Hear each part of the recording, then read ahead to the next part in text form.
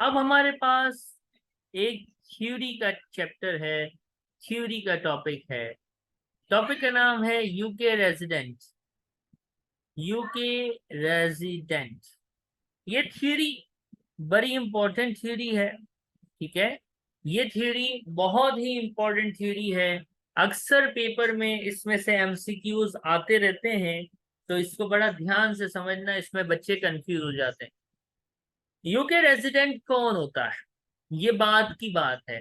UK resident होने से फायदा क्या है? तो यूके रेजिडेंट अपनी दुनिया भर की इनकम पे करेगा इनकम टैक्स यूके के अंदर।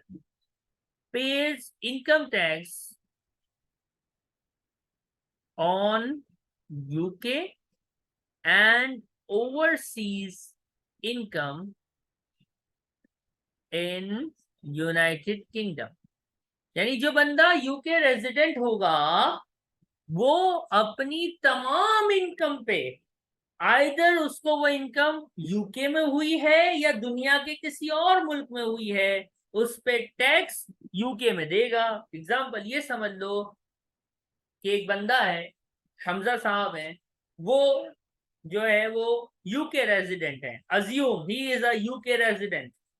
यूके में सैलरी मिल रही है इनको। क्या मिल रही है यूके में? यूके में सैलरी कमा रहे हैं। तो यूके में जो सैलरी कमा रहे हैं उस पे टैक्स यूके में देंगे।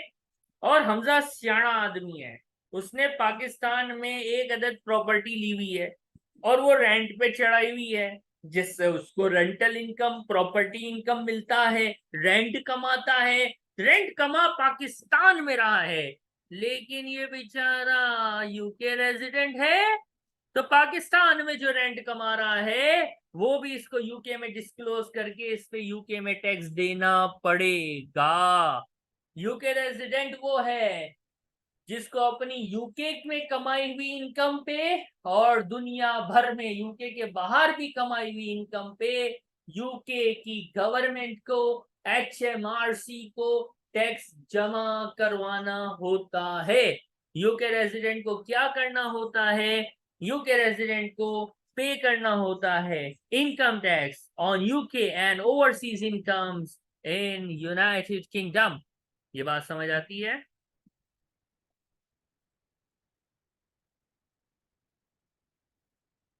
Yes sir. तो अब एक सवाल है कि सर यूके रेजिडेंट के साथ तो बहुत ही गलत हो गया।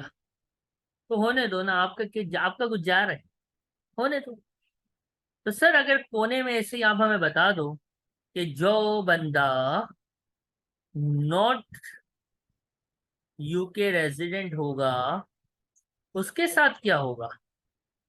सर उसके साथ पता है क्या होगा? ये only pay income tax on UK incomes in UK. इस बंदे के साथ ये होगा कि जो ये यूके में कमाएगा ना, उस पे यूके में टैक्स देगा। पाकिस्तान में, यूरोप में, अमेरिका में, यूके के बाहर कुछ भी कमाएगा तो उस पे यूके में टैक्स उस पे नहीं लगेगा। UK resident world wide income के ऊपर यूके में टैक्स देता है।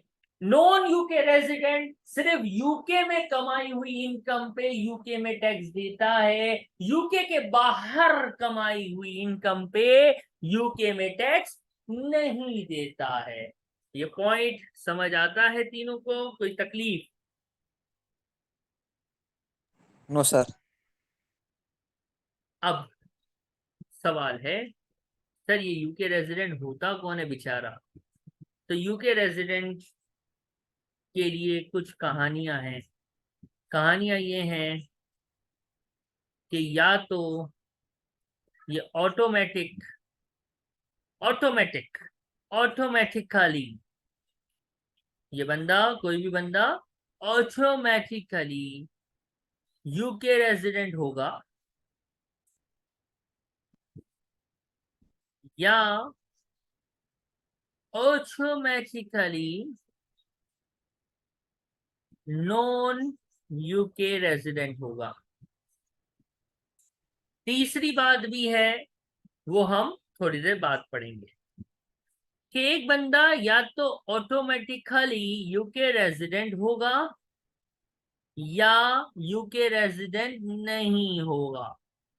तो ये अजीब सी बात नहीं है, आसान सी बात है कि सर बंदा या तो यूके रेजिडेंट होगा या यूके रेजिडेंट नहीं होगा। तो पहले हम बात करते हैं कौन यूके रेजिडेंट होगा। तो भाई, ऐसा इंसान जो टैक्स ईयर में 183 डेज, कितने दिन बेटा, 183 days minimum, at least 183 days in the tax year UK में गुजार ले। ऐसा बंदा, ऐसा individual is in the UK for at least 183 days in tax year।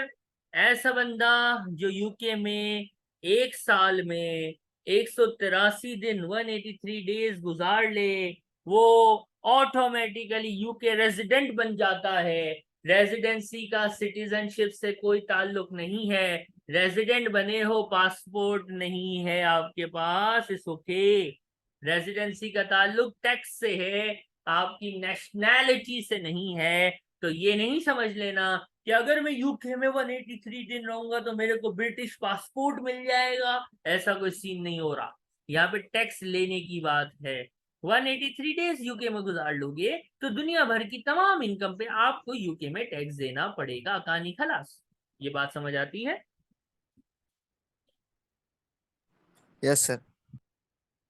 या फिर अगर ऐसा नहीं है, आप 183 डेज नहीं गुजारते यूके में, तो क्या सेटअप हो सकता है? ऑब्वियसली मैं 183 डेज नहीं गुजार रहा यूके में, मैं इधर उधर रह रहा हूँ, किसी और मुल्क में रह रहा हूँ, मेरी मर्जी में कहीं भी रहूं।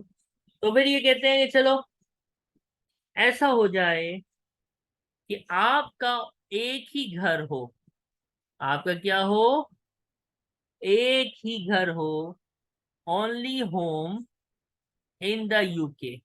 इस पानी दुनिया में, इस मिट जाने वाली दुनिया में, आप भले किसी भी मुल्क में इधर उधर भागते दौड़ते हो, लेकिन आपके नाम पे, आपकी जात का एक ही घर है। और वो घर किधर है? वो घर है यूनाइटेड किंगडम में। अगर आपका एक इकलौता घर है और वो घर यूनाइटेड किंगडम विच है, तो भले 183 डेज नहीं गुजार रहे, इसके बावजूद भी आप क्या बन जाओगे? यूके रेजिडेंट बन जाओगे। बात समझ आती है?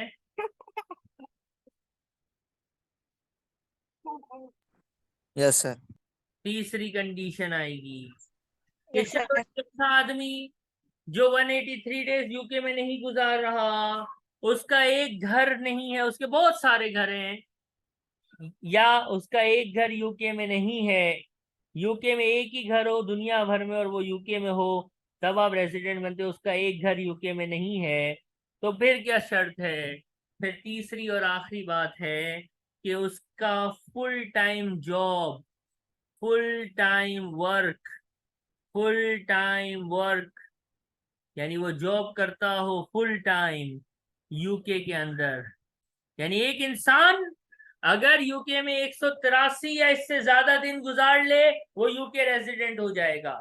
लेकिन अगर वो 183 दिन से कम रहता है, लेकिन उसका एक ही घर है, दुनिया पूरी इस दुनिया में एक ही घर है और वो घर यूके में है, तो भी वो यूके रेजिडेंट हो जाएगा।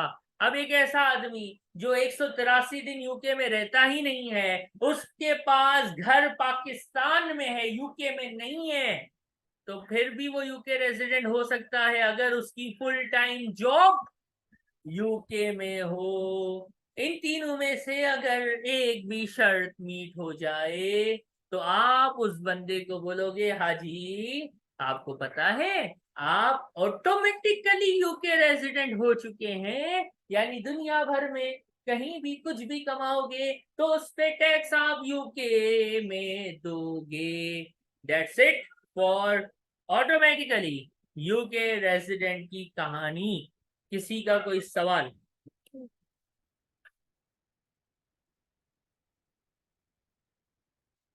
कोई सवाल, any questions please? No, sir. इरा, हमजा? हाँ सर।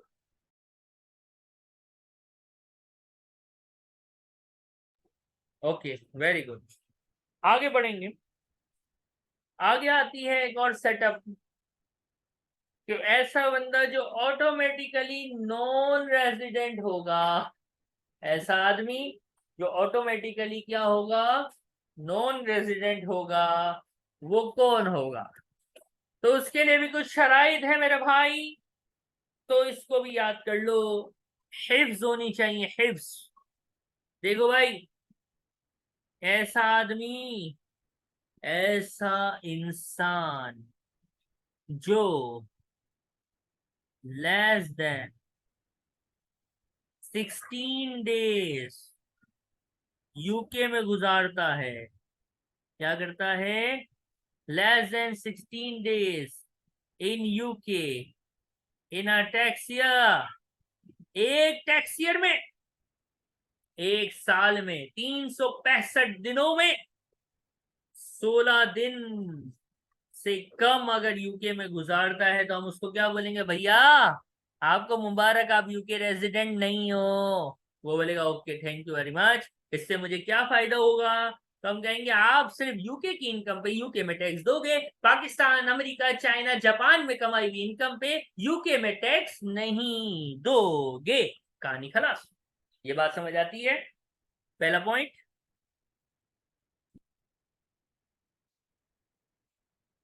किसी को कोई सवाल है इसमें? No, sir. आगे बढ़ते।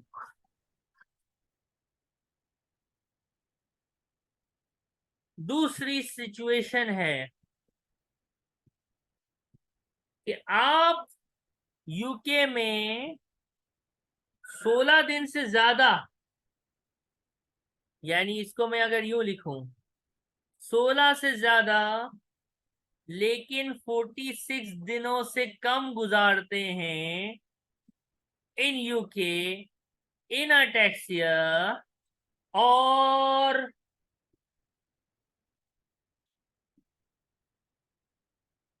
और हैज नॉट बीन, ये शर्त थोड़ी ज्यादा होगी, has not been UK resident, has not been UK resident in any of previous, पिछले 3 साल। थोड़ा सा ऊपर से गया, थोड़ा नीचे लाते हैं। आप 16 से ज्यादा दिन गुजार रहे हो लेकिन 46 दिनों तक गुजार रहे हो, तब आप यूके रेजिडेंट नहीं हो। शर्त यह है कि पिछले 3 सालों में कभी भी ऑटोमेटिकली रेजिडेंसी की शर्त मीट ना की हो।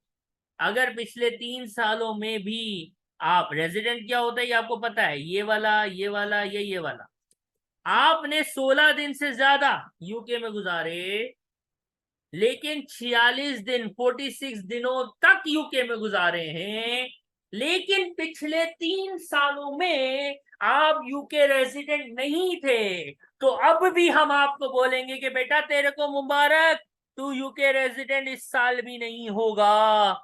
यानी ऐसा आदमी जो 16 दिन से कम गुजारे वो यूके रेजिडेंट नहीं है।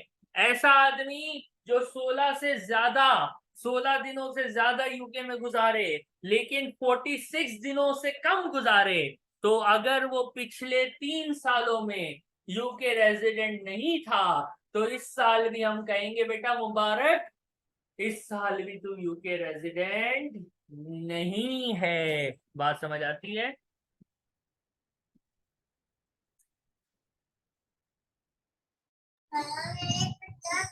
Yes, sir. अब आते हैं इसकी लास्ट कहानी पे।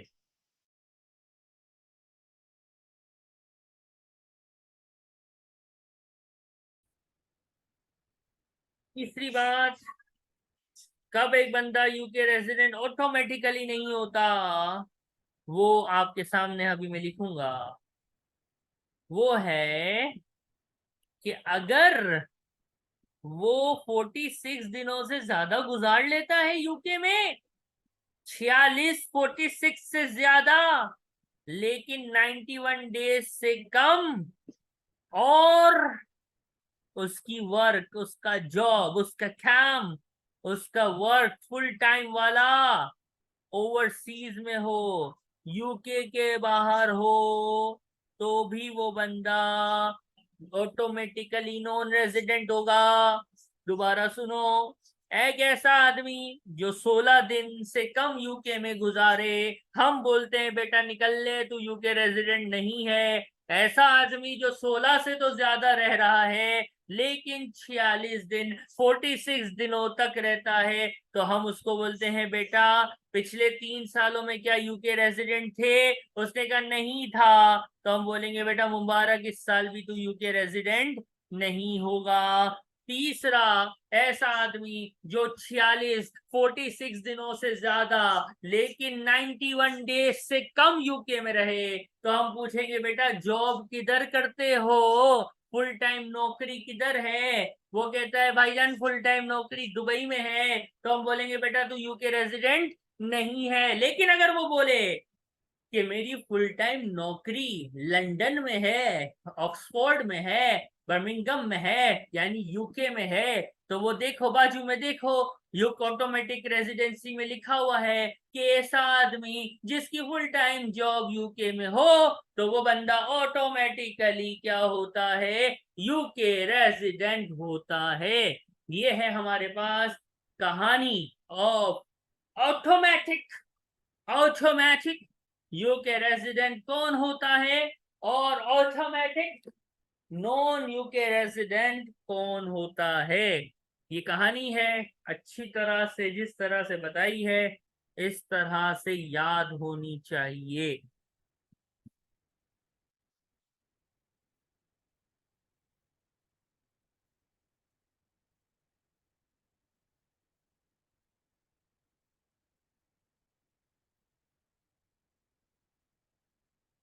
ये आपने कॉपी भी उम्मीद है कर लिया होगा। ये होता है ऑटोमेटिक यूके रेजिडेंट में जो फॉल कर जाए, या ऑटोमेटिकली नॉन यूके रेजिडेंट में जो फॉल कर जाए। लेकिन कुछ ऐसे लोग भी आएंगे, कुछ ऐसे लोग भी होंगे जो ना ऑटोमेटिक में होंगे, ना ऑटोमेटिकली वो रेजिडेंट बनते होंगे, ना वो नॉन रेजिडेंट बनते होंगे। मैं इसको कहता हूँ बीच के बिल्ले। ना वो रेजिडेंट बन रहे हैं, ना वो नॉन रेजिडेंट बन रहे होंगे। क्वेश्चंस हम करेंगे तो आपको नजर भी आ जाएगा कि किस तरह से ये सेटअप होगा कि रेजिडेंट भी नहीं है, नॉन रेजिडेंट भी नहीं है। तो ऊपर जो आपने 6 बातें लिखी हुई है ना, अगर इन 6 बातों में से नहीं पाया जाएगा तो वो होगा बीच का बिल्ला। बीच का बिल्ला बोले तो कि वो ना इधर का है ना वो उधर का है, ना वो इधर का है ना वो उधर का है। जो ना इधर का हो ना उधर का हो, तो उसको हम बोलते हैं बीच का बिल्ला, कि वो बेचारा फंसा हुआ है।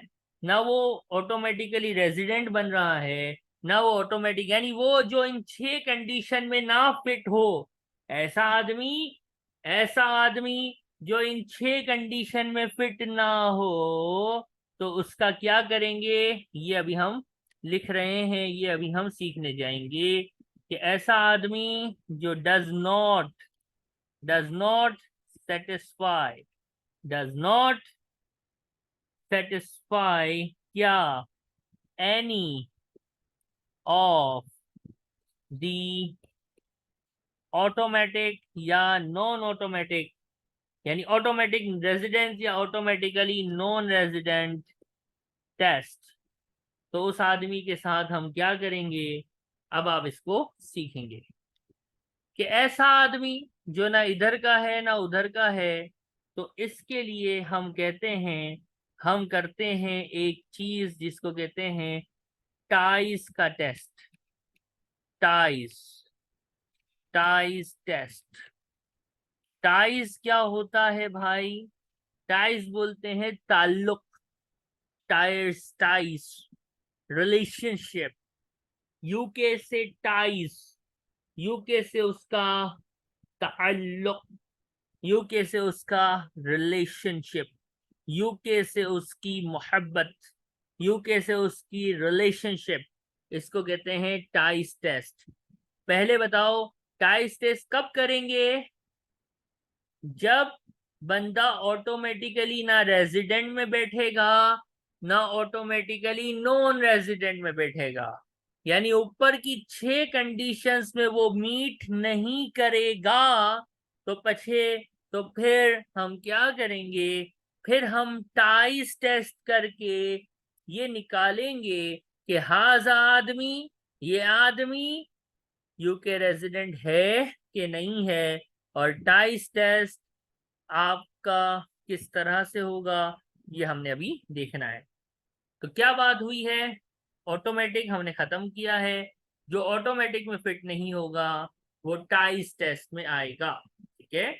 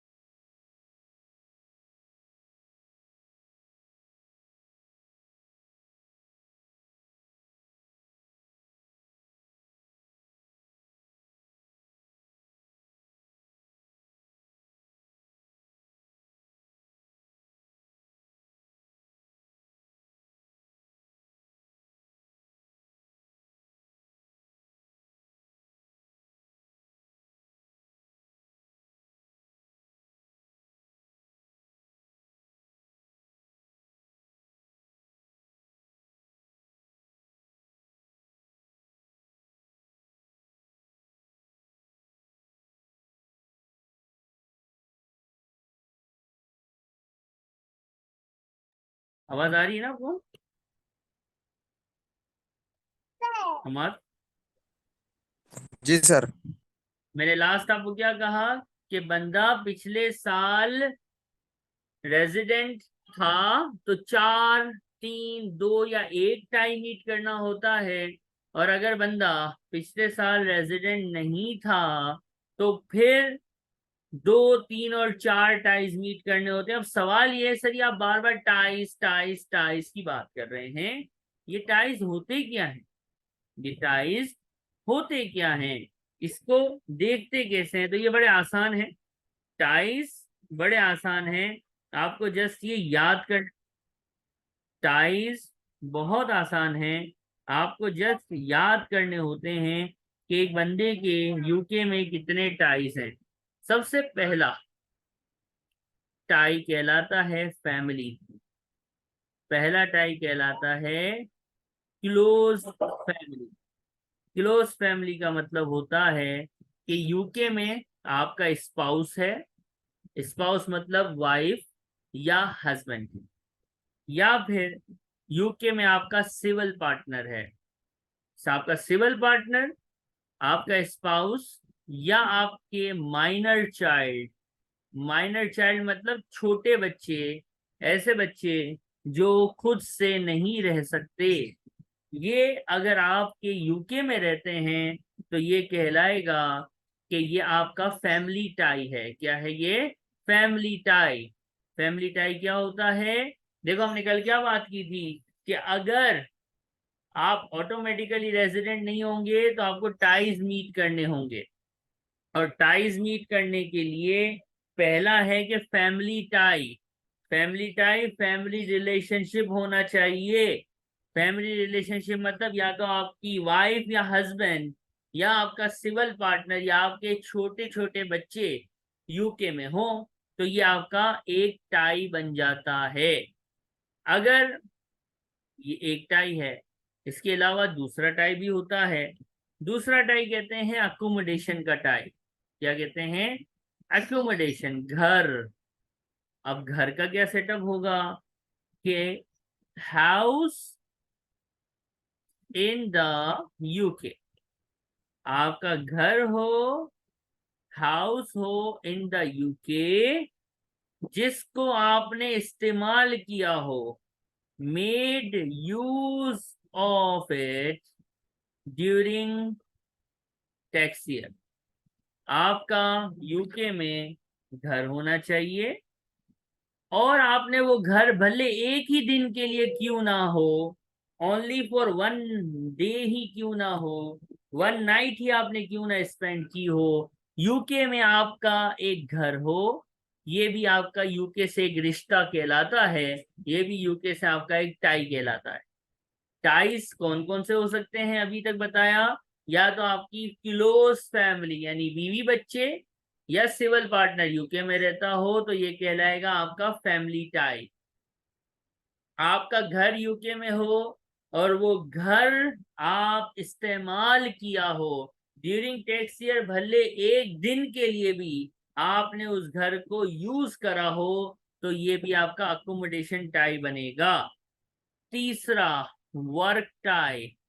काम। वर्क टाई क्या होता है कि आपने जॉब की हो। क्या की हो? जॉब की हो। Substantive, substantive work in UK, आपकी जॉब यूके में हो। ये तीसरा किस्म है टाई की, तीसरा रिलेशनशिप है यूके के साथ। चौथा है कंट्री टाई। कंट्री टाई थोड़ा सा अजीब है, ये मैं बोलूंगा, इसको आप समझना। कंट्री टाई का मतलब देखो, समझो। साल में कितने दिन होते हैं? कितने दिन होते हैं साल में? सर 365। 365।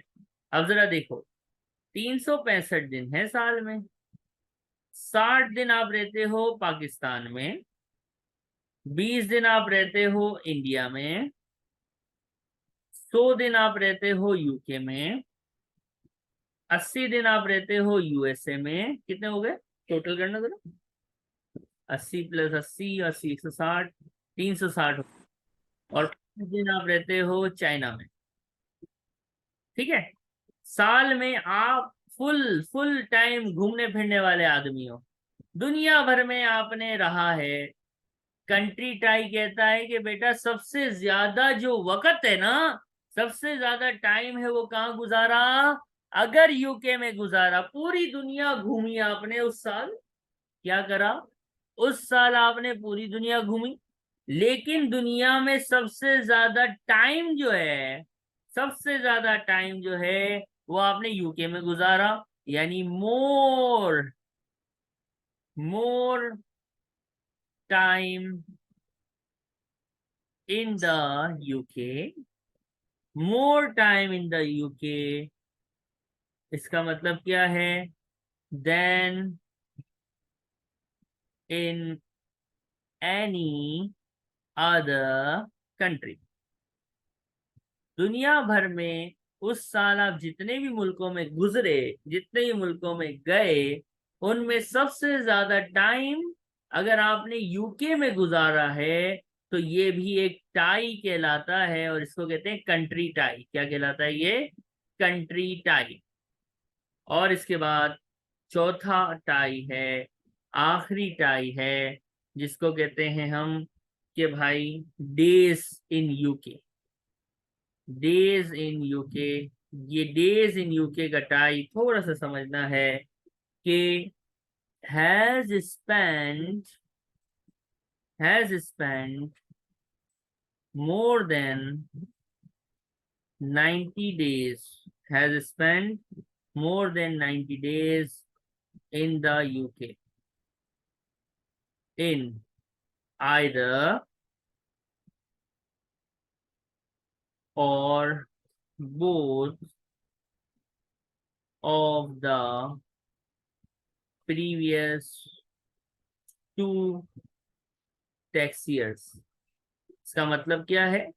इसका मतलब ये है कि जिस साल हम खड़े हैं उस साल नहीं, उसके पिछले 2 सालों में कम से कम हर साल अगर आपने यूके में 90 दिन गुजारे हुए हैं पास्ट में, हम टैक्स ईयर 22-23 पे खड़े हैं, इसके पिछले 2 सालों में अगर आपने कम से कम 90 डेज यूके में गुजारे हैं तो ये भी आपका यूके से एक रिश्ता है, जिसको कहते हैं डेज, दिनों का रिश्ता, दिनों का टाई। क्या बात हुई थी? या तो बंदा ऑटोमेटिकली यूके रेजिडेंट हो जाएगा, जैसे कि ये 6 बातें, लेकिन अगर वो इन 6 बातों में फिट नहीं होगा तो फिर हम टाइज टेस्ट खेलेंगे। क्या खेलेंगे? हम टाइज टेस्ट खेलेंगे, और टाइज टेस्ट से हम पकड़ने की कोशिश करेंगे कि बंदा यूके रेजिडेंट है कि नहीं है। ये जो टेबल है कि कितने टाइज मीट करने हैं, 4 टाइज मीट करने हैं, 2 करने हैं, 3 करने हैं, ये आपको पेपर में टेबल गिवन होगा। आपको याद क्या करना है? आपको टाइज याद करने हैं।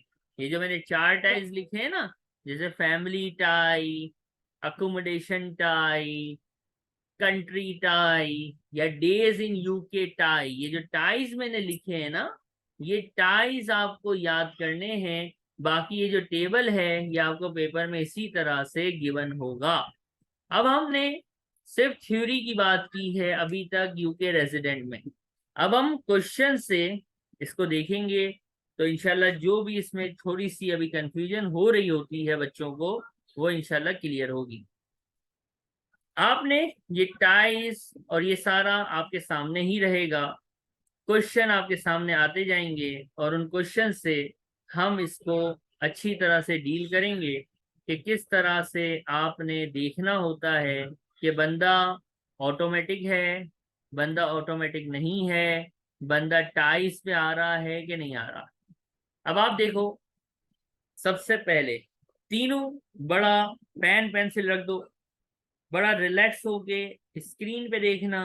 ये थोड़ा सा खुश्क, थोड़ा सा सूखा सा टॉपिक है, लेकिन पेपर में आता है। अब मेरी बात गौर से सुनना। ये एक एग्जांपल है, डाइटर। बंदे का नाम है डाइटर। डाइटर पैदा होता है जर्मनी में। ही lived in the home town in Germany. रहता भी कहाँ है? जर्मनी में रहता है। आपके टैक्स ईयर में 22-23 में ये यूके आता है। कब आता है यूके भाई? 10 जून को आता है। और कब तक रहता है? 18 जनवरी तक रहता है। आप ऑटोमेटिक रेजिडेंट वाली बात तो करेंगे, लेकिन इससे पहले ये यूके में कितने दिन गुजारे इस बंदे ने, क्या ये दिन काउंट कर सकते हैं? ये दिन आपको पेपर में भी काउंट करने पड़ सकते हैं। तो जून कितने दिन का महीना होता है? जून 30 दिन का होता है। जुलाई 31 दिन का होता है। अगस्त 31 दिन का महीना होता है। सितंबर 30 दिन का महीना होता है। अक्टूबर 31 का होता है। नवंबर 30 दिन का महीना होता है। और दिसंबर भी 31 दिन का महीना होता है। और जनवरी 18 तारीख है, तो 18 दिन ये हैं। जरा कोशिश कीजिए कि ये डेज कैलकुलेट आप उंगलियों पे या अपनी ट्रिक से कर सकें जल्दी से।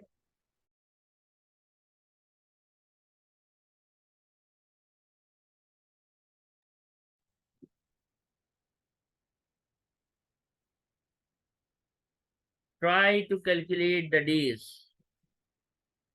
इसको आसान यूं कर सकते हैं, देखो जून का महीना 10 तारीख है ना, तो 10 इंक्लूड होगा। कितने दिन होते हैं जून में? 30 दिन होते हैं। 10 तारीख है तो कितने दिन हुए जून के?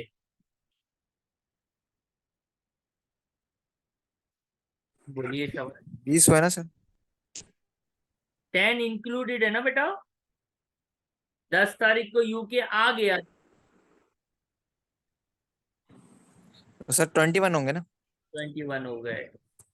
जुलाई में कितने होंगे?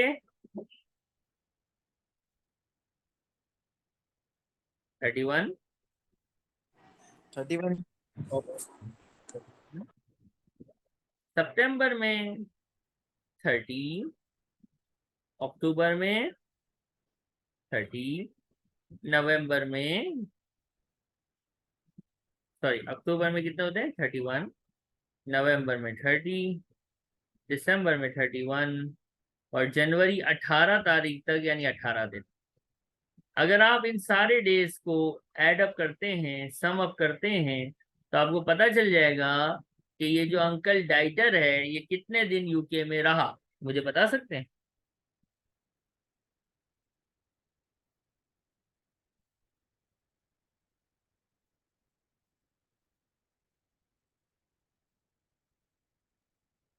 सर 223 आ रहा है।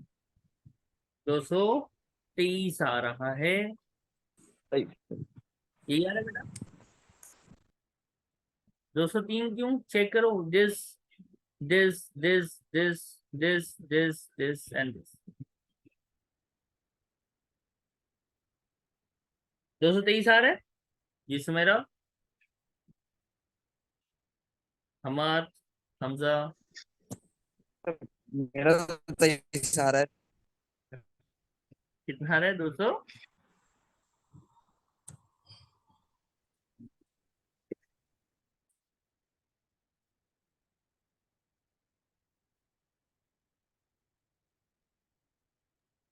जी सर 223 आ रहा है। लेकिन सर जून में तो 30 डेज होता है ना, तो जून 10 जून तो है ना, सही।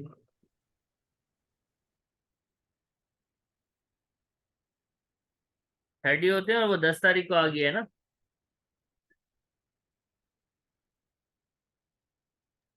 Okay sir.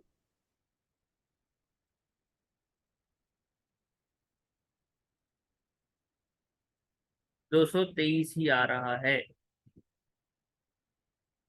223 दिन ये यूके में डाइटर अंकल ने गुजारे। क्या कोई ऑटोमेटिक टेस्ट में ये मीट हो गया कि नहीं? हम ऑटोमेटिक को पहले देखते हैं ना। ऑटोमेटिक का यस सर। 183 डेज यूके में गुजार लो। 183 डेज, कम से कम एटलीस्ट 183, ज्यादा हो सकते हैं तो ऑटोमेटिक रेजिडेंट है। इसका मतलब हमने ये डेज निकाले और खुद ही बोल दिया कि ये ऑटोमेटिक यूके रेजिडेंट है। इसमें टाइज माइज चेक करने की जरूरत नहीं है। टाइज सिर्फ उस वक्त चेक होते हैं जब बंदा ऑटोमेटिक रेजिडेंट या ऑटोमेटिक नॉन रेजिडेंट ना हो। बात समझ आती है? डाइटर को किस तरह हमने यूके रेजिडेंट कर यस सर। दिया? सवाल।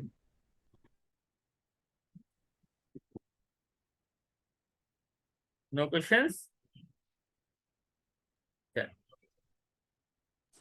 No sir. सिमोन। सिमोन देखो, सिमोन। सिमोन भी फारिग आदमी, फ्रांस में पैदा हो गया। कहाँ पैदा हो गया? फ्रांस में पैदा हो गया। Lived in her hometown, which is in France, until the Texas buys the East, or she came to visit to UK for how many days, my friend? For a month. 4 month। 4 month का मतलब होता है 30 days। Normally month लिखा हो तो 31 days का नहीं, 30 days का मंथ कंसिडर होता है ना। आप इसी कहानी को पढ़ लिया आपने कि ये बंदी सिर्फ 1 महीना यूके आई है। अब हम ऑटोमेटिक ढूंढने चलते हैं। आओ ऑटोमेटिक ढूंढो। ऑटोमेटिक ढूंढो भाई। 183 डेज नहीं है। इसका इकलौता घर यूके में नहीं है। इसकी full time job in UK नहीं है, यानी ऑटोमेटिकली यूके रेजिडेंट हो सकती नहीं है। इसका कोई रिश्तेदारी यूके में, कोई काम, कोई बच्चा, कोई बीवी, कोई घर, कोई चीज, कोई टाई यूके में नजर नहीं आ रहा। तो ये 30 दिन रही है।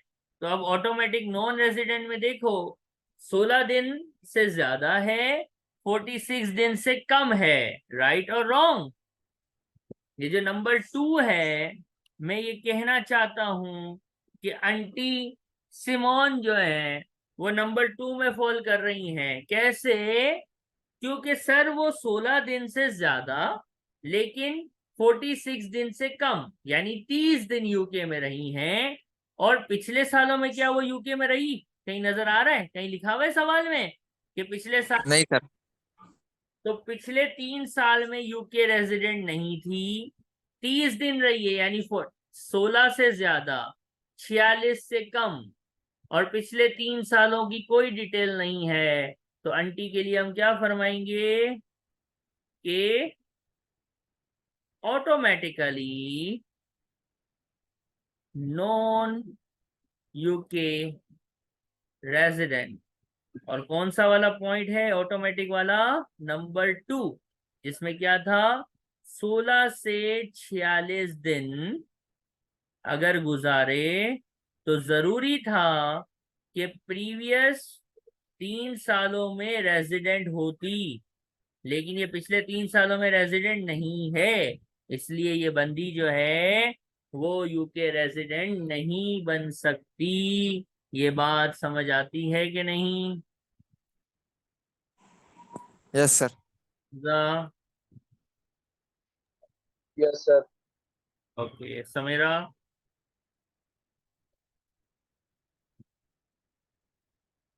ओके, अब हम आते हैं एक और पे। अब नाम है बंदी का ओल्गा। बड़ा ध्यान से देखना है। ओल्गा, इतना बड़ा इसकी कहानी है। Olga aunty. ओल्गा एक हाउसवाइफ है। ओल्गा कौन है? एक हाउसवाइफ है। पहले कभी यूके में रही है 30 दिन के लिए इन ईच ऑफ लास्ट 5 साल। पिछले 5 सालों में हर साल वो 30 दिन यूके में रहती थी and was not resident in those years. इसने यूके में एक कॉटेज खरीदा, यूके में 80 दिन रही, यूके में 80 दिन रही, staying her UK apartment apart for 2 week. अपने घर में 2 हफ्ते रही। 17 साल का उसका बच्चा जो है वो यूके में स्टडी कर रहा है। इसके अलावा इसने अपनी सारी जिंदगी जो है वो जर्मनी में गुजारी है। बात समझ आती है? Yes sir. अब इसको हम करें कैसे? अब हमने, क्या ये 183 डेज गुजार रही है यूके के अंदर? सिर्फ 80 दिन आई है, 183 डेज नहीं गुजार रही। इसका मतलब ये ऑटोमेटिकली रेजिडेंस तो नहीं हो सकती। ये ऑटोमेटिक रेजिडेंट तो हो ही नहीं सकती। अब इसके कुछ रिश्ते क्या नजर आ रहे हैं आपको? टाइज क्वेश्चन में दिए हुए कि इसका बच्चा भी है, तो इसका बेटा यूके में है, तो इसका घर भी यूके में है, तो फलाना ढिमकाना, ऐसी कोई बातें नजर आ रही हैं? और जब ऐसी बातें नजर आती है ना कि इसके यूके से टाइज या ताल्लुकात नजर आ रहे हैं, तो फिर पता है क्या करेंगे? फिर हम ये टेबल, पेपर में ये टेबल गिवन होगा, आप इस टेबल को पकड़ के ले आएंगे। आप इस टेबल को पकड़ के ले आएंगे और आप कैसे करेंगे? जिस तरह हम बताएंगे। आप देखो इसने कितने दिन यूके में गुजारे हैं। कितने दिन गुजारे? 80 डेज। 80 days। 80 दिन सर। 80 दिन किधर फॉल करता है बेटा? क्या मैंने सही हाईलाइट किया है? 80 दिन यानी यस सर। करेक्ट। अब बात सुनो, क्या ये आंटी यूके में कभी पिछले सालों में रेजिडेंट थी कि नहीं थी? क्वेश्चन में लिखा हुआ है।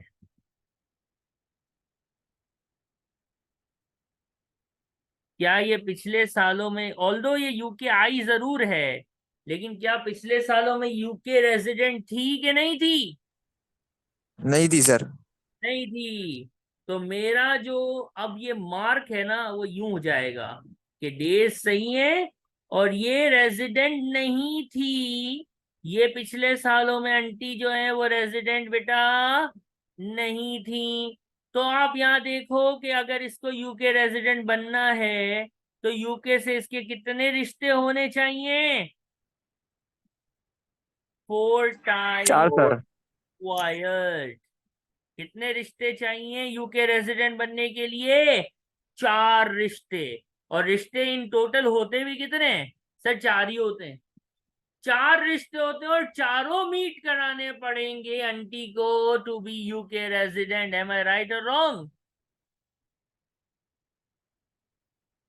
अब ये कितने रिश्ते मीट करती है देखो। चारों रिश्तों के नाम लिखता हूं मैं। एक होता है फैमिली वाला रिश्ता, एक होता है घर वाला रिश्ता, एक होता है डेज यानी दुनिया में सबसे ज्यादा टाइम जो है वो यूके में रहने वाला रिश्ता, और चौथा कौन सा था? सर वर्क का। वर्क यानी जॉब यूके में होनी चाहिए। ये आंटी को, क्योंकि ये पहले रेजिडेंट नहीं थी, इस साल अगर रेजिडेंट होना है अपने दिनों की वजह से, इसको चारों रिश्ते मीट करवाने होंगे। आइए रिश्ते मीट करते हैं। बताइए, क्या इसका कोई बच्चा या बीवी या सिविल पार्टनर यूके में रहता है? जी सर। तो फैमिली वाला टाई तो ओके हो गया। क्या आंटी का कोई घर यूके में है? जी सर। घर भी है, बच्चा भी है। चलो भाई, 2 टाइम मीट हो गए। यूके में कितने दिन गुजारे हैं? सिर्फ 80 दिन। और बाकी टाइम कहाँ गुजारा है? जर्मनी में। इसका मतलब 365 में 80 दिन ज्यादा है कि रिमेनिंग टाइम ज्यादा है? Remaining time. तो यूके में कम टाइम दिया है। और जॉब का कहीं लिखा है क्या कि जॉब कर रही है यूके में? तो ये आंटी ओनली सेटिस्फाइड 2 रिश्ते, 2 ties with UK, so non UK 2 ties sir. Aunty resident नहीं बनेंगी। आंटी यूके रेजिडेंट नहीं बन सकती।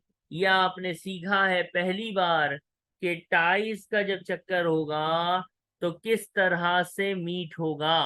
अगर ये आंटी अज्यूम करो ये लिखा होता कि प्रीवियस ईयर्स में यूके रेजिडेंट थी, तो फिर कितने रिश्ते मीट करने थे? 4 के कम हो जाते? कितने रिश्ते मीट करने पड़ते? हमें 3 रिश्ते मीट करने पड़ते, right? Pira was born in France. He was working full time in the UK and being UK resident for पिछले 5 साल। पिछले साल में यूके रेजिडेंट है कि नहीं, ये बड़ा कीमती होता है।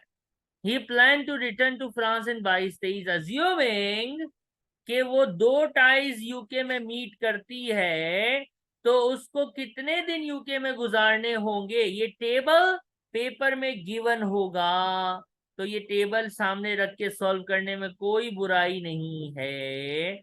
अब देखो मेरे दोस्तों, क्या सीन है, सेटिंग क्या है? आंटी जो है वो पिछले साल में यूके रेजिडेंट थी। कितने टाइज मीट कर रही हैं? 2। तो 2 टाइज वाला जो यूके रेजिडेंट हो उसूलन क्या सेटअप था उसका?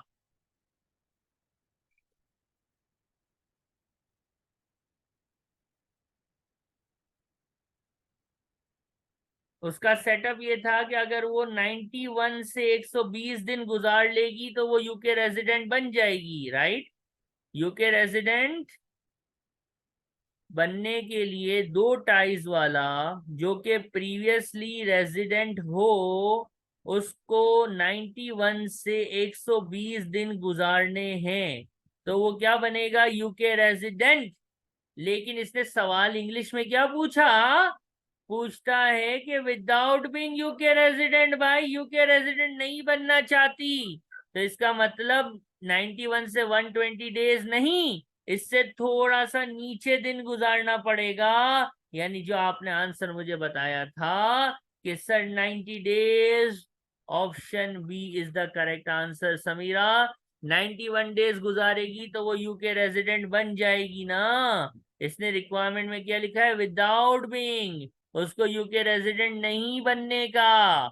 91 से 120 दिन गुजार लेगी ये बंदी, तो ये बंदी बन जाएगी यूके रेजिडेंट, और इसको बनना नहीं है तो इसको कम दिन गुजारने होंगे, मतलब 90 दिन गुजारेगी। तो हम बोलेंगे बेटा तो कम दिन गुजार रही है इसलिए तेरे को 3 टाइज मीट करना पड़ेंगे। 90 डेज वालों को कितने टाइज मीट करना होते हैं? 3, और ये 3 मीट नहीं कर रही होगी, तो she will not be treated as UK resident. यहां तक कोई सवाल?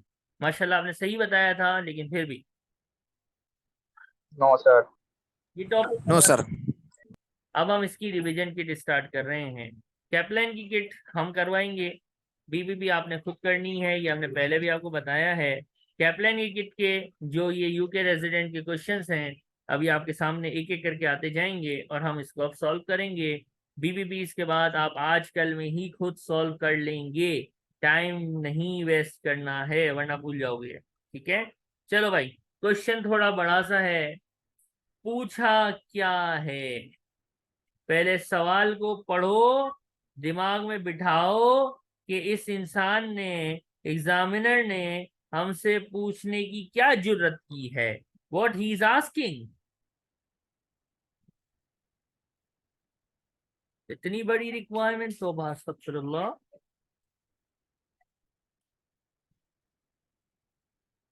कहता है for the first 2 tax year after leaving the UK, what is the maximum number of ties which Enzo could keep with the UK without being treated as UK resident? ये क्या मजाक है?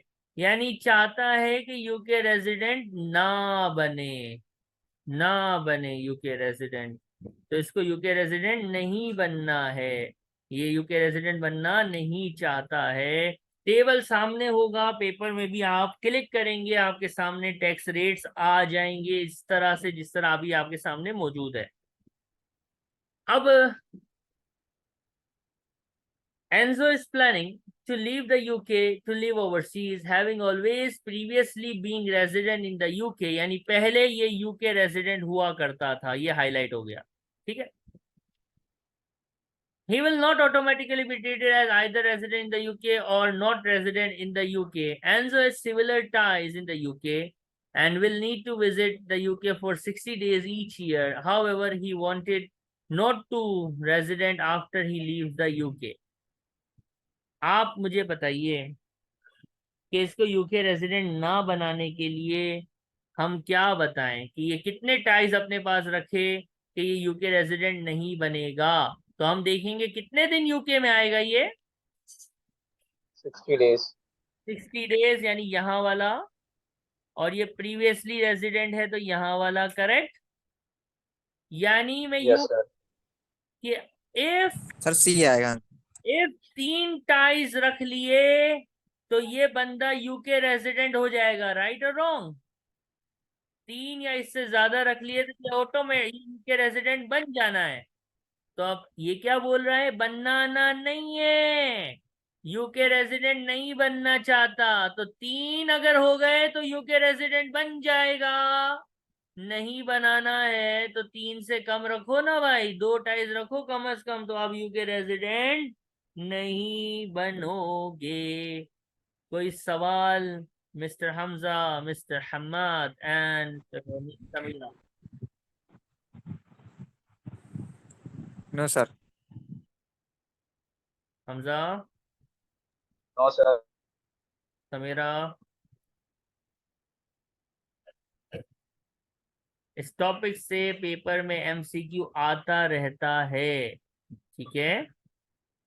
एक और क्वेश्चन आपकी प्यारी रिवीजन किट से आप ही के सामने आ रहा है अब। क्वेश्चन नंबर 9 है कैप्लान का। पहले क्वेश्चन को सुकून से पढ़ना कि पूछा क्या है।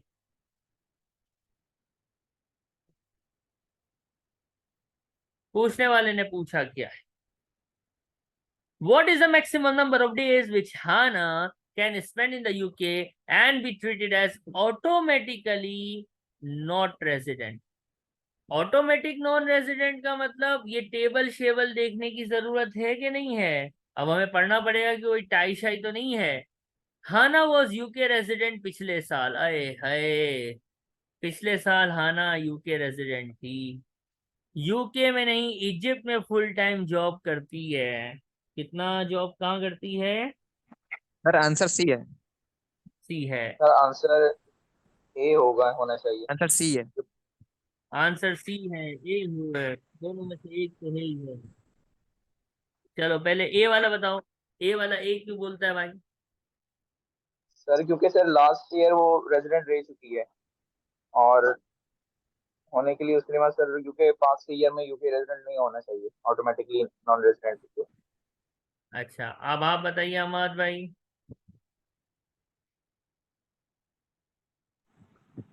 सर इसलिए कि वो रेजिडेंट तो रह चुकी है, तो अगर वो मतलब वो इसमें लिखा हुआ तो नहीं है सर कि कितने दिन के लिए रहेगी। मतलब रह सकती है 91 डेज के लिए है, 91 डेज से कम रहती है, 91 डेज से कम रहती है। आपसे और सवाल उसका में पूछा ओवरसीज क्या फुल है? टाइम ओवरसीज बिल्कुल सही है वर्क जो है, हमजा, आप गौर वर्क से जो है वो बिल्कुल सही कह रहे हो। देखो, इसने पूछा है आपसे रिक्वायरमेंट में क्या। पहले रिक्वायरमेंट पढ़ो। रिक्वायरमेंट में टाइज की बात नहीं की गई है और सवाल में कोई टाई है भी नहीं। सिर्फ लिखा है नॉन रेजिडेंट बनना है ऑटोमेटिक से। ऑटोमेटिक से ऑटोमेटिक से नॉन रेजिडेंट बनने की 3 शर्तें हैं। ऑटोमेटिक नॉन रेजिडेंस क्या हो सकता है? 16 दिन से कम रहे यूके के अंदर। पहला ऑटोमेटिक का क्या सेटअप है? ऑटोमेटिक नॉन यूके रेजिडेंट क्या है? पहला, लेस देन 16 दिन। दूसरा, 16 से लेके 46 दिन। और तीसरा, 46 से लेके 90 दिन, राइट? यही है ना, लेस देन 91। ठीक है, ऐसा ही है ना?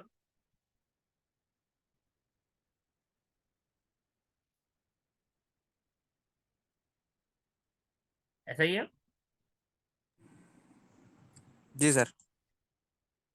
यानी मैंने वही लिख दिया जो हमने ऊपर लिखा था, खाली आपको समझाने के लिए।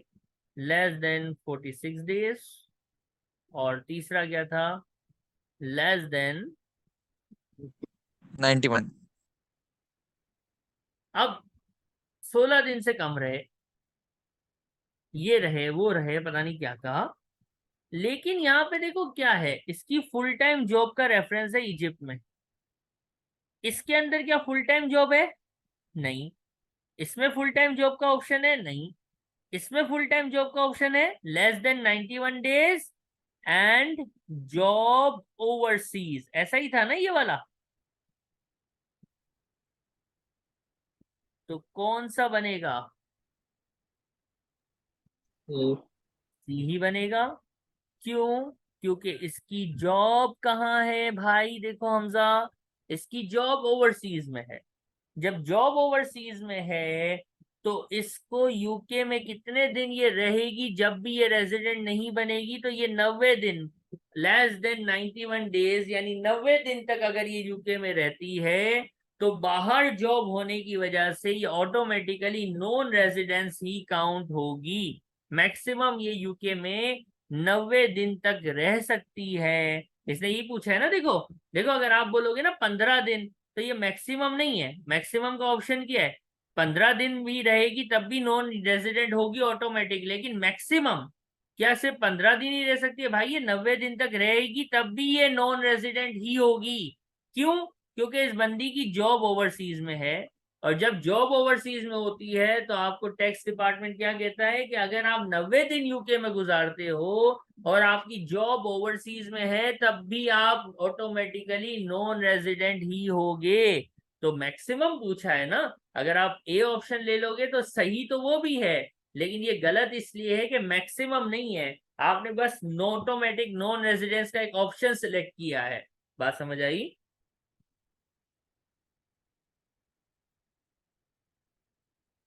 जी हमजा।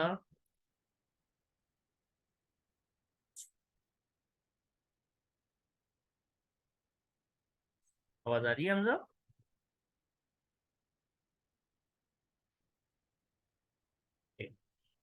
जी सर, वो मेरे नेट इशू, नेट चेंज किया, कनेक्ट नहीं हो रहा। कैप्लाइन अगेन। क्वेश्चन नंबर 10 है हमारे पास। दो लोग हैं, बो एंड मिंच। हमने देखना है यूके रेजिडेंट बनते हैं कि नहीं बनते। रिक्वायरमेंट भी है, क्वेश्चन भी है कि भाई ये यूके रेजिडेंट हैं कि नहीं है। पहले हम बो की बात करते हैं। बो spend 37 days in UK during the tax year. He has never been resident in the UK previous year. वो 37 days यूके में रहता है, 183 days से कम ही रह रहा है। 183 days से ज्यादा होता तो ऑटोमेटिक रेजिडेंट होता। यहाँ पे क्या ये 37 days नजर आ रहे हैं आपको? बो के लिए अगर मैं आपसे पूछूं कि 37 days यहाँ फॉल करते हैं, मैं आपसे पूछूं क्या वो पहले कभी रेजिडेंट था? लिखा हुआ है ना कि नेवर, पहले कभी रेजिडेंट नहीं था। तो बो के लिए कितने टाइज होने चाहिए? सर बो को तो इजाजत ही नहीं है टाई की। वो ऑटोमेटिकली नॉन रेजिडेंट ही होना है। क्या ये बात समझ आती है सबको? Yes sir. अब आते हैं मिंट के ऊपर। मिन मिन arrived in the UK from Vietnam on 10 November 2022 to work full time in the UK. Min did not work full time in Vietnam before arriving the UK. टाइस का टेस्ट तो छोड़ो, पहले ऑटोमेटिक को तो देखो। ऑटोमेटिक टेस्ट में क्या था? 183 दिन से ज्यादा गुजारे, एक ही घर हो, यूके में हो, और तीसरा क्या लिखा हुआ है पढ़ना? सर फुल टाइम जॉब हो यूके में। अब ये मिन 183 दिन डेज नहीं गुजार रही, हमने गिने हुए हैं, आपको गिनने की जरूरत नहीं है। 183 डेज ऑल्दो वो अगर नहीं भी गुजार रही ना, लेकिन क्या इसकी फुल टाइम जॉब यूके में है? फुल टाइम जॉब यूके में होना yes sir. Automatically UK resident बना देता है कि नहीं बना देता? तीसरा वाला पॉइंट यही था ना। 183 डेज, या यस सर। एक घर हो दुनिया में, एक ही घर यूके में हो, या फुल टाइम जॉब यूके में हो, तो बंदा ऑटोमेटिकली यूके रेजिडेंट बन जाता है। ये पॉइंट, ये सवाल समझ आता है?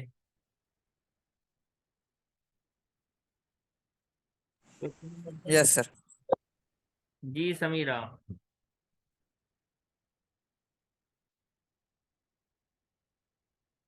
अब देखो किट में कितने क्वेश्चंस हैं इसके, बीबीबी में भी हैं जो आपने खुद करनी है। क्वेश्चन 11 ओटी क्वेश्चन पूछा है, which of the following will not cause Harper to be treated as automatic UK resident? वो कौन सी बात है जो इसको ऑटोमेटिक यूके रेजिडेंट नहीं बनाएगी? वो कौन सी बात है जो इसको ऑटोमेटिक यूके रेजिडेंट नहीं बनाएगी? तो ढूंढिए। देखो भाई, ये ऑटोमेटिक यूके रेजिडेंट, तीन बातें थी। 1, 2 3 183 डेज या ज्यादा, ओनली हाउस, दुनिया में एक ही घर हो और यूके में हो, फुल टाइम जॉब यूके में हो। चल मेरा भाई, हार्पर स्पेंडिंग 180 192 डेज, ये इसको यूके रेजिडेंट बना देगी, राइट और रॉन्ग? Yes sir. ये बना देगी इसको।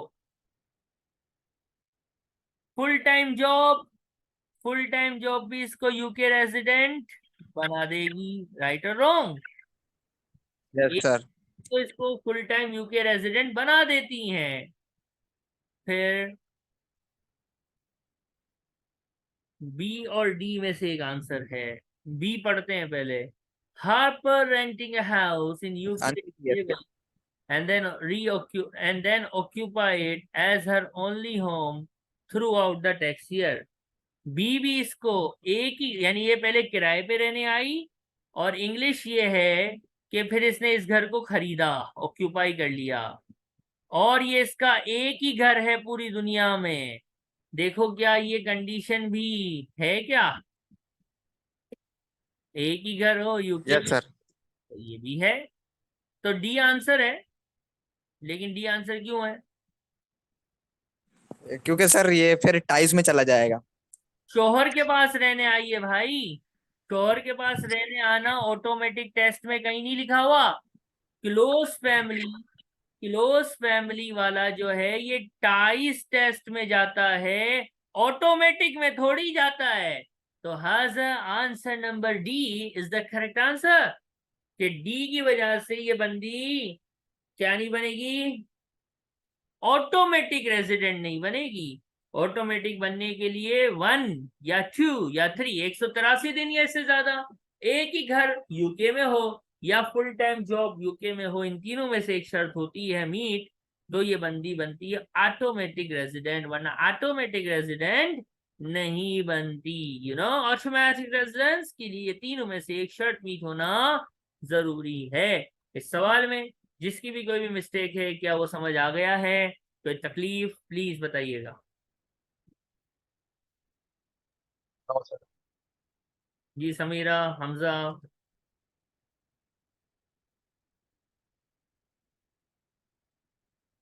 एक अदद और क्वेश्चन आगे।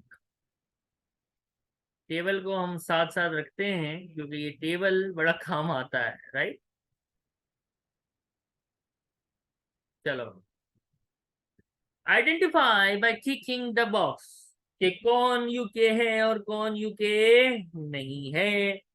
तो भाई एरिक, एरिक प्रीवियसली रेजिडेंट नहीं था और सिर्फ 40 दिन यूके में गुजारे हैं, ऑटोमेटिक रेजिडेंट की तो शर्तें मीट नहीं कर रहा। Previously never, never previously resident नहीं था, 40 दिन गुजारे हैं, यानी इधर बेटा इत्थे इत्थे, यानी ऐसा बंदा कभी भी रेजिडेंट नहीं हो सकता। ये नहीं। नॉन रेजिडेंट हैज अ नफर, this person is non resident. हलाल बात समझ आती है? एरिक में यस सर। कोई सवाल किसी को भी?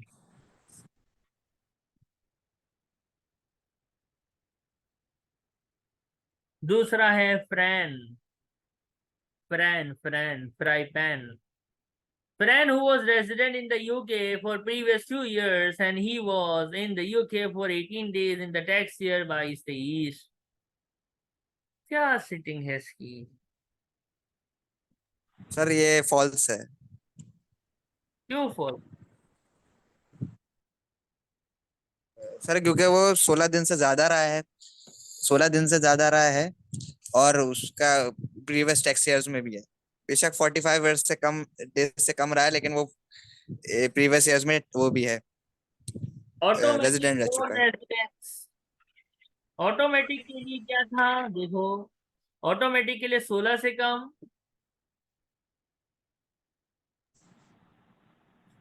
ये रहा, 16 से कम हो, 16 से ज्यादा 46 हो, तो पिछले 3 साल में रेजिडेंट रहा हो, या 91 डेज से कम हो तो फुल टाइम बाहर जॉब करता हो तो ऑटोमेटिक रेजिडेंट होता है। यहाँ पे इसने ऑटोमेटिक नॉन रेजिडेंस की कोई भी कंडीशन मीट नहीं की है, इज ऑटोमेटिकली नॉन रेजिडेंट की कोई कंडीशन ही मीट नहीं कर रहा, तो नॉन रेजिडेंट कैसे हो सकता है? तो friend is automatically non residence is the false thing. क्यों? क्योंकि ये भी टाइज वाले चक्कर में बैठेगा। ये ऑटोमेटिक की ना ये ऑटोमेटिक रेजिडेंस की 3 शर्तें मीट कर रहा है, ना ये ऑटोमेटिक नॉन रेजिडेंस की 3 शर्तें मीट कर रहा है। तो फ्रेंड ऑटोमेटिक की शर्तें मीट नहीं कर रहा, इसलिए ये ऑटोमेटिकली नॉन रेजिडेंस नहीं है। हाँ, टाइस टेस्ट की वजह से ये हो सकता है कि ये ना हो।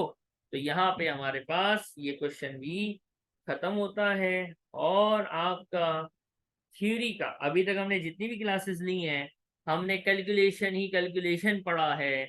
टेक्स्ट में जो थ्योरी है वो एक है वैट का चैप्टर जो आगे आएगा, वैल्यू एडेड टैक्स, ज्यादा थ्योरी। और एक थ्योरी शुरू के इनकम टैक्स के अंदर जो थ्योरी है वो यही है। अब आप दोबारा से न्यूमेरिक्स की तरफ आ जाएंगे नेक्स्ट क्लास से। थ्योरी जितनी भी थी वो हमने आज खत्म कर दी है कि ये आपके पास रेजिडेंसी की थ्योरी है। इसमें कोई भी क्वेश्चन हो प्लीज पूछ लीजिएगा। बीबीबी की किट आपने as soon as possible ASAP solve कर लेनी है, और क्वेश्चंस हो जाए तो वेल एंड गुड है, ना हो तो पूछ लीजिएगा व्हाट्सएप पे, मैं बता दूंगा। तो इसके साथ आपका ये टॉपिक जो कि एक मोस्ट इम्पोर्टेंट टॉपिक है पेपर के लिए भी, कि इसमें से एमसीक्यूज आते हैं, आप खुद देख रहे हैं हमने सॉल्व किया है। रिवीजन किट से कितने सारे सवालात आप देख रहे हैं, ठीक है, किट भरी पड़ी है।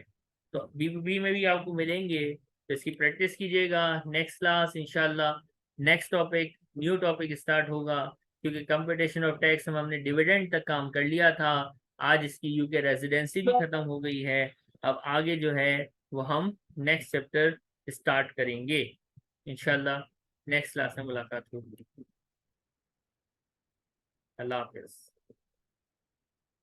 अल्लाह हाफिज सर। हाँ।